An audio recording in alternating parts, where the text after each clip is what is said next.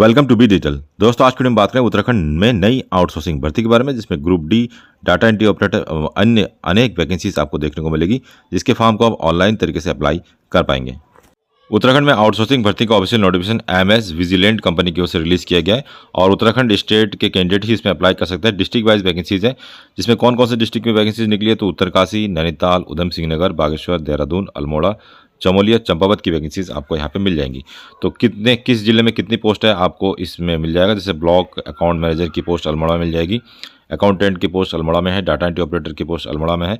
तो अलग अलग जिले की आपको यहाँ पे वैकेंसीज मिल जाएंगी। तो आप इस वीडियो में हम बेसिकली ग्रुप डी की वैकेंसीज की और डाटा एंट्री ऑपरेटर की वैकेंसीज की बात करेंगे। तो डाटा एंट्री ऑपरेटर की आपको हर जो है डिस्ट्रिक्ट में मिल जाएगी। यहाँ पे 41 नंबर पे आप देख सकते हैं 4th क्लास की अर्थात डाटा एंट्री ऑपरेटर की वैकेंसीज 11 वैकेंसीज यहाँ पे बागेश्वर डिस्ट्रिक्ट से रिलीज़ किया गया है। और 42 नंबर पे आप देख सकते हैं पर्यावरण मित्र स्वीपर की 17 वैकेंसीज बागेश्वर डिस्ट्रिक्ट से रिलीज़ किया गया है। इसके अलावा डाटा एंट्री ऑपरेटर की वैकेंसी चमोली में आपको मिल जाएगा 47 नंबर पे। इसके अलावा data entry operator RNTCP 49 number पे चमोली में मिल जाएगा। इसके अलावा डाटा एंट्री ऑपरेटर की बात करें तो डाटा एंट्री ऑपरेटर की जो वैकेंसीज है लगभग हर डिस्ट्रिक्ट में है। कंप्यूटर असिस्टेंट की वैकेंसीज है 73 नंबर पे आपको डाटा एंट्री ऑपरेटर की वैकेंसी मिल जाएगी देहरादून के लिए। इसके अलावा आप देखें पेज को जो नीचे स्क्रॉल करते हैं तो आप देख पाएंगे डाटा एंट्री ऑपरेटर की वैकेंसीज आपको 95 नंबर पे देहरादून में 2 वैकेंसीज हैं। अटेंडेंट की भी 2 वैकेंसीज है देहरादून में। इसके अलावा हरिद्वार में 103 सीरियल नंबर पर देख सकते हैं, हरिद्वार में 1 वैकेंसीज है। इसके अलावा लैब टेक्नीशियन की वैकेंसी आपको मिल जाएगी और स्वीपर की वैकेंसीज आपको हरिद्वार में 4 मिल जाएगी। लैब टेक्नीशियन की हरिद्वार में 2 वैकेंसीज है। आशा ब्लॉक लेवल कोऑर्डिनेटर की वैकेंसीज नैनीताल में है। डाटा एंट्री ऑपरेटर की वैकेंसीज 115 नंबर पे नैनीताल डिस्ट्रिक्ट में भी है।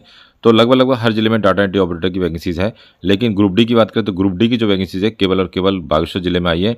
लेकिन बागेश्वर के अलावा यदि आपके अन्य जिलों में आप रहते हैं तब भी आप इस फॉर्म को अप्लाई कर सकते हैं, क्योंकि इसमें केवल उत्तराखंड का डोमिसाइल वाले ही कैंडिडेट अप्लाई कर सकते हैं। इस पेज का लिंक आपको हमारे वीडियो के डिस्क्रिप्शन में मिल जाएगा। इंपॉर्टेंट नोट्स है, इसको आप रीड आउट कर सकते हैं। उसके बाद व्यू वैकेंसीज एंड अप्लाई पे आपको क्लिक करना होगा और क्लिक करने के बाद जो है आपके सामने अप्लाई लिंक आ जाएगा। तो जिस भी पोस्ट के आप अप्लाई करना चाहते हैं तो उस पोस्ट में आपको क्लिक करना होगा। जैसे आप यहाँ पे 4th क्लास वाली वैकेंसीज को अप्लाई करना चाहते हैं तो इसमें minimum wages according to central government लगभग 15 से 20 हज़ार के बीच में दिया जाएगा। अप्लाई बटन आपको मिलेगा, इस पर आपको क्लिक करना होगा। ग्रुप डी का फॉर्म यदि आप भरना चाहते हैं या डाटा एंट्री ऑपरेटर का फॉर्म भरना चाहते हो लगभग सेम आपसे जो डॉक्यूमेंट है वो मांगा जाएगा। तो सबसे पहले soft copy of passport size photograph, जिसकी जो साइज़ है 300 KB से कम होना चाहिए, PNG या JPG फॉर्मेट में या फिर BMP फॉर्मेट में भी आप अपलोड कर सकते हैं। इसके अलावा लेटेस्ट अपलोड रेज्यूम आपको एक बनाना होगा जो PDF साइज में होना चाहिए और उसकी जो साइज़ है 2 MB से कम होना चाहिए। Certificate of class 10 as proof के रूप में 2 MB से कम आपको अपलोड करना होगा। लेकिन जो ग्रुप डी की वैकेंसी है तो हाईएस्ट जो न्यूनतम जो क्वालिफिकेशन है उसमें 5th पास है। तो यदि 5th पास वाले अप्लाई करते हैं तो उस कंडीशन में जो है आप यहाँ पे 5th का ही जो है डॉक्यूमेंट अपलोड कर सकते हैं। लेकिन मैक्सिमम क्वालिफिकेशन भी मांगा जाएगा, तो मैक्सिमम क्वालिफिकेशन में आप जो भी आपकी मैक्सिमम क्वालिफिकेशन है वो आप लगा सकते हैं। फिलहाल यदि आप 10th का देना चाहते हैं एज प्रूफ के रूप में तो आप दे सकते हैं। इसके अलावा डॉक्यूमेंट वेरिफिकेशन क्वालिफिकेशन में मान लीजिए आप ग्रुप डी के फॉर्म को अप्लाई करना चाहते हैं तो आपकी डॉक्यूमेंट कौन सा लगाना चाहते हैं, तो 8th का, 5th का या फिर 10th का जो भी आप लगाना चाहते हैं तो इसमें जो है मैक्सिमम फाइल साइज उसकी 2 MB से कम होनी चाहिए। हाईएस्ट क्वालिफिकेशन भी आप लगा सकते हैं और उसकी जो फाइल साइज है 2 MB से कम होना चाहिए। और एक्सपीरियंस लेटर यदि आपके पास है तो 2 MB से कम आप अपलोड कर सकते हैं। तो ये सारी चीज़ें आपको अपलोड करनी होगी फॉर्म भरते समय। उसके बाद आपको यहाँ पर कंटिन्यू का बटन मिलेगा, उस पर आपको क्लिक करना होगा। पोस्ट अप्लाइड में सबसे पहले जिस भी फॉर्म को आप अप्लाई करना चाहते हैं उस पोस्ट का नाम आपको दिखा देगा। जैसे यहाँ ग्रुप डी का 4th क्लास आपको लिखा हुआ दिखाई दे रहा होगा। प्रेफर लोकेशन में जो ग्रुप डी की वैकेंसीज है केवल और केवल बागेश्वर में है, तो इसमें आपको बागेश्वर और सेकंड प्रेफर में लोकेशन में भी बागेश्वर आपको सेलेक्ट करना होगा।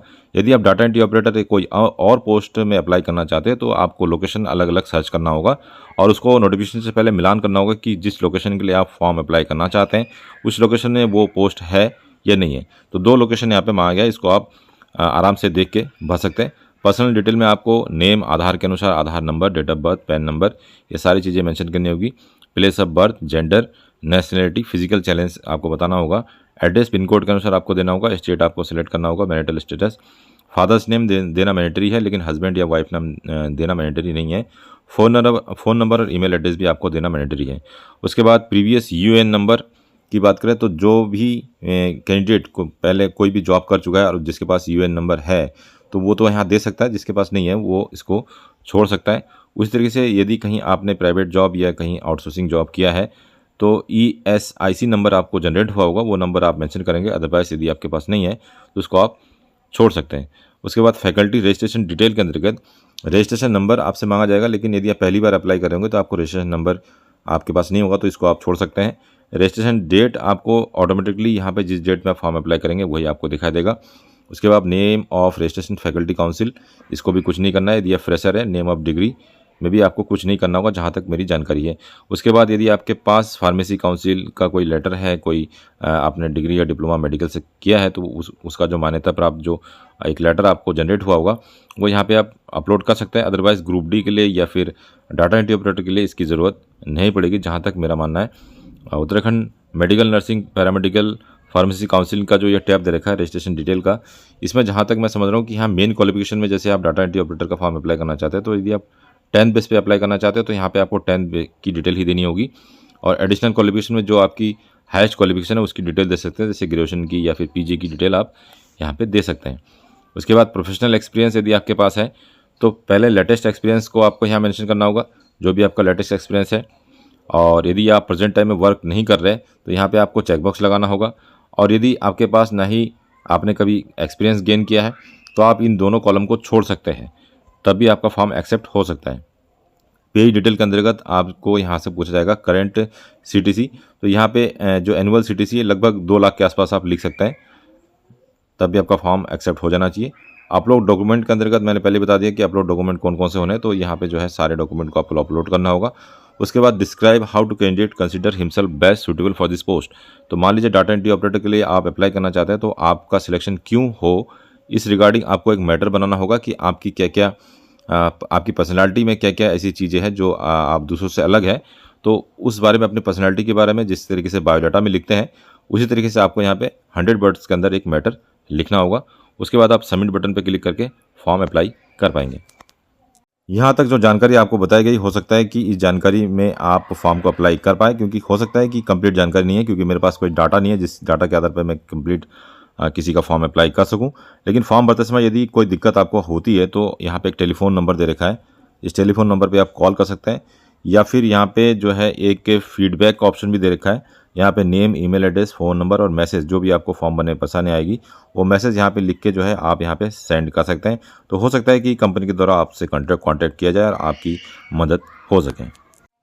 फॉर्म भरने की लास्ट डेट की बात करें तो फिलहाल जो है 27 अक्टूबर 2024 तक फॉर्म इसमें मांगे गए हैं, तो 27 अक्टूबर 2024 तक आप ऑनलाइन तरीके से फॉर्म अप्लाई कर पाएंगे।